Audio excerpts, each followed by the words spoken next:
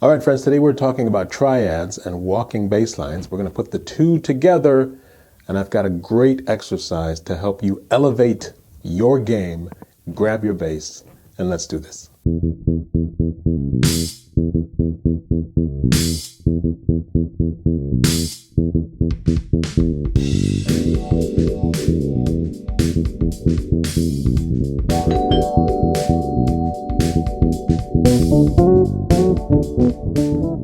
Hello, my dear friends and neighbors. Welcome back to the Brownstone. I'm so glad you're here because today we're talking about triads and we're talking about walking bass lines. Well, really, we're talking about one triad.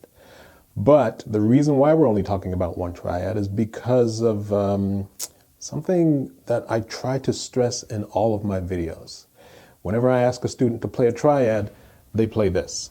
Volume. That's a C major triad. That is the correct answer. The three notes of the C major triad, we've got C up to the third, which is E, up to the fifth, which is G. But the thing that bass players tend to neglect is that whenever you're playing a triad, you have to recognize where the third and the fifth exist, not only above your root note, but below the root note. So when I play C to E to G, well then where else does the E and the G exist? We've got an open E here, and then we've got a G at the third fret of the E string, right? So when I play a major triad, I can play root, third, fifth, which is the same as root to the third to the fifth, which is an octave below root to the third to the fifth.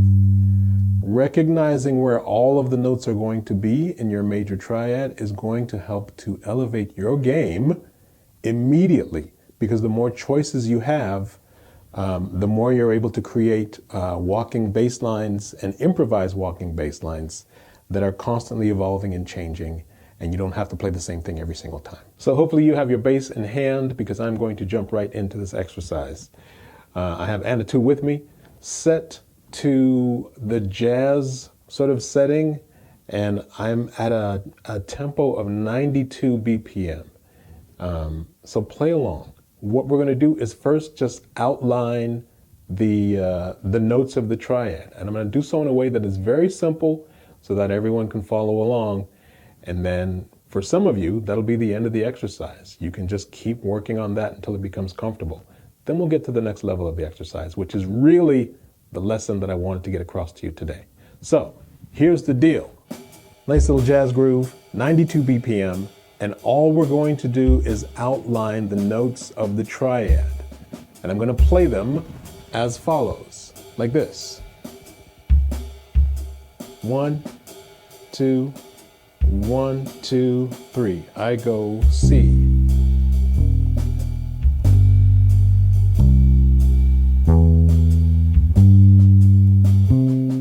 Play that again.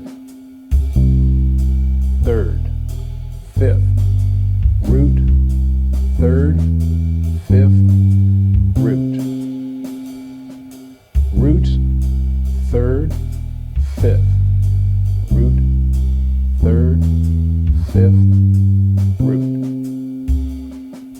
Root, third, fifth, root, third, fifth, the notes C, E, G, C, E, G, C.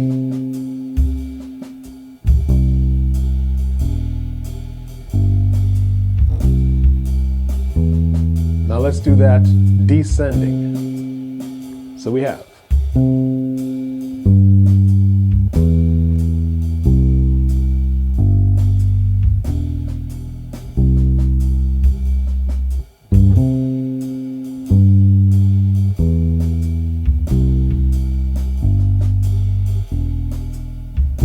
this 2 more times. Here we're going root to the fifth to the third.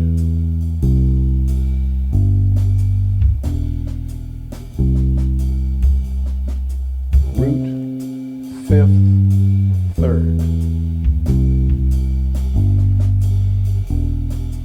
And we can also play root, third, fifth, root, third, fifth, root, which is very cool.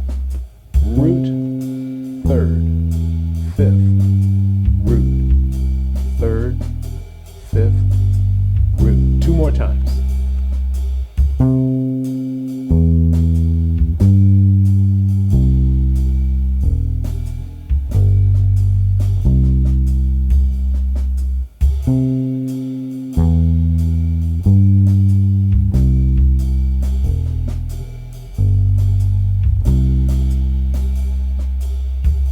Hopefully that makes sense.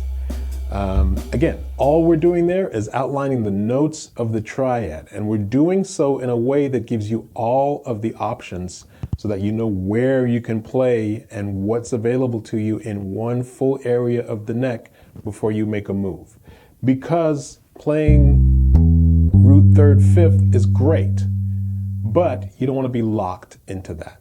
You want to know where all your options are going to be. All right, now that we've targeted each of those chord tones, what I now want to do is approach each of those chord tones from one note above, one scale tone above. So what do I mean by that? Well, if I take each of those notes, C, E, and G, then I want to be able to recognize what note is happening above, one note above each of those. If I go to the C, one note above C is D. So I want to recognize that pair as being a pattern that I can use. It's a short little two-note pattern, and we're going to have three of these little two-note patterns, one pattern for each of these chord tones, the notes of the triads. So we have C and D. If I go one note above E, that's going to be the third fret of the D string, the note F. And then if I go one note above G, that's going to be A. Cool thing about the A is I can play the 7th fret and approach it that way, the 7th fret of the D string, or I can play that A at the 2nd fret of the G string. Play it that way. Same thing. And then if I go up to the high octave of the C, that's going to be the note D as it appears at the 7th fret of the G string. Right? So these are the notes above my root note. D to C. F to E. A to G. And then D to C again. So when I take those same notes and play them below my root note, which is all the notes on the E string, then here I've got my C. If I go to the third, then I play the F and E here at the first and open G string. So it's the same notes, F to E. I'm moving that pair down the octave and playing F to E. And then the A and G that I played here, if I move that down the octave, it's the 5th fret to the 3rd fret of the E string. It's a lot of information, but I'll go through this slowly and show you the pattern that I have now created in recognizing how to approach each of the notes of the triad from one note above. Does that make sense? I hope so. If not, check this out. So if I start on that C, I've got the root. When I go to the third, I want to approach that third from a note above. Right? I'm going down to the E. When I approach the G at the 3rd fret of the E string, I'm going to approach that from the A at the 5th fret.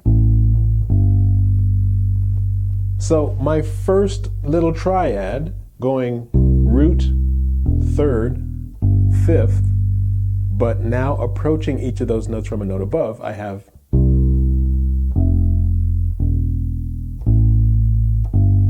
right? Here's the root, here's a note above the third to the third, and then a note above the fifth to the fifth. And then I can do the same thing going back up to the C and play a note above the C to the C. So if I just play that, I've got the root approaching the third, approaching the fifth, approaching the root again. That's it.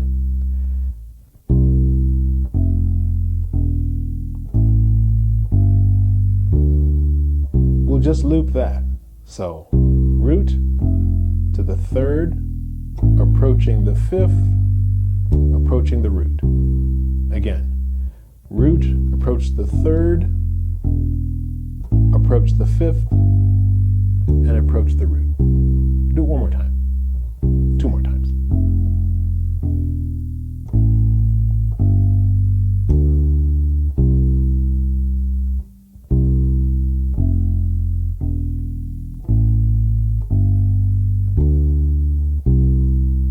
Okay, so if I keep going with this pattern, then all I'm going to do is play all of that stuff, all of that stuff again, an octave higher this time.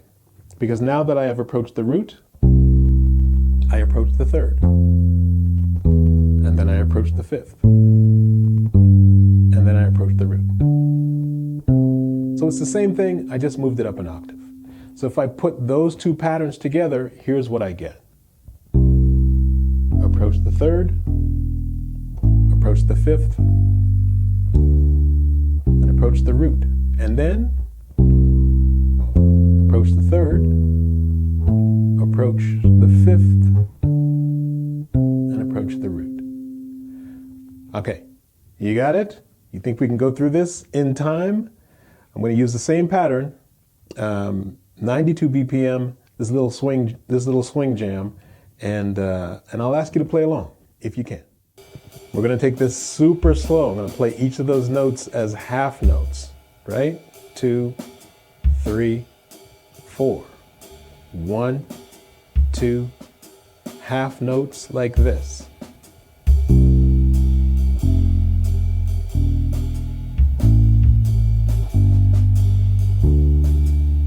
Let's just do that part again.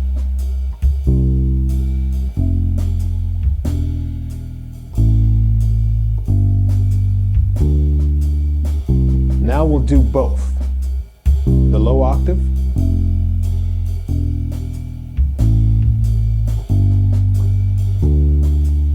into the higher octave.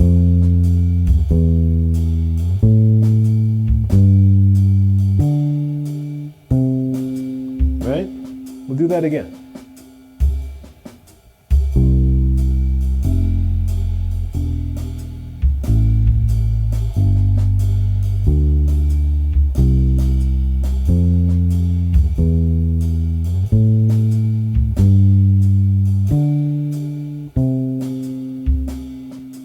One more time.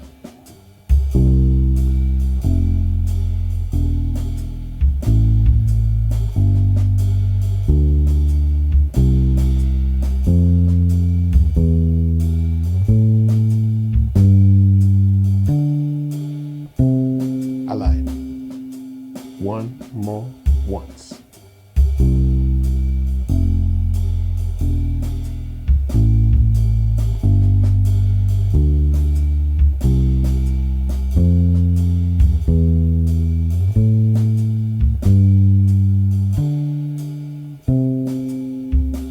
All right, we're going to play this again, but we're going to connect the line so that we can turn it into a bit of a loop. And the way that I'm going to do that is when I get to that top note, I'm going to approach the third, and then I'm going to approach the root.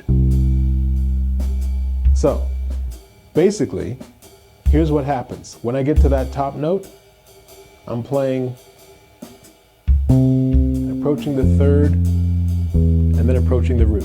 Already it sounds beautiful. 2, 1, 2, 3. Approach the third, and then approach the root. So now I'll do the whole thing.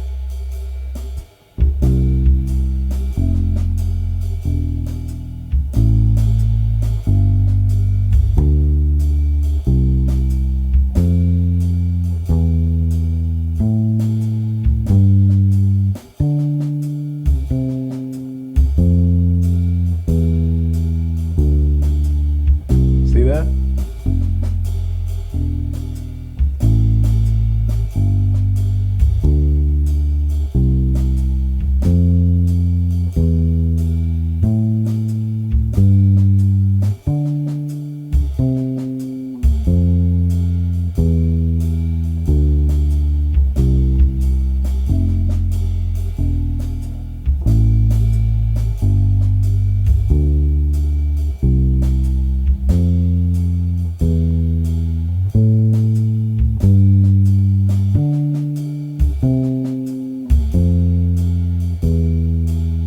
One more time.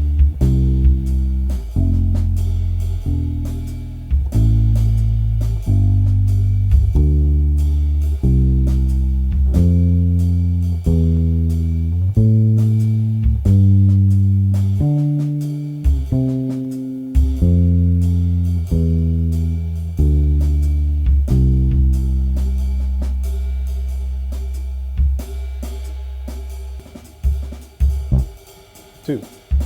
1, 2.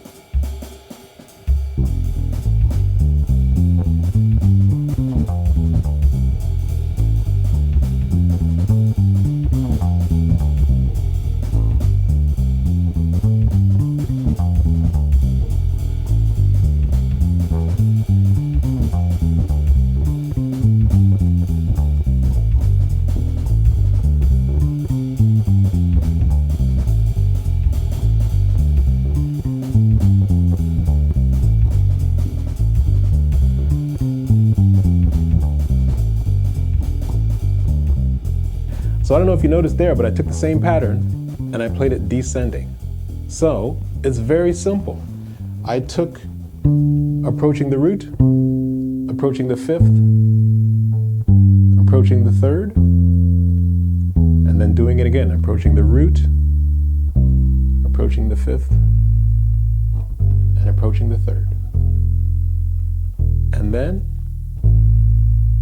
approaching the fifth and approaching the root. That's all I did there. Friends and neighbors, I'm going to leave it there. You know what to do. Click that like button. Subscribe to the channel if you haven't already. Many of you are watching these videos and are still not subscribed to the channel. You're still my friends and neighbors. I still love you. But do me a little favor. Hit that button. You can also donate to the channel in a number of ways. Please do see the description box below if you're in a position to do so. And of course, all of the above is greatly appreciated. Thank you so much for visiting me here in the Brownstone. Thank you for supporting this channel. As of now, we are at 173,000 subscribers. That is absolutely incredible. Thank you all so much. I could not be more grateful. And once again, thanks for visiting me here in the Brownstone. And I will see you in the next video very soon. Peace.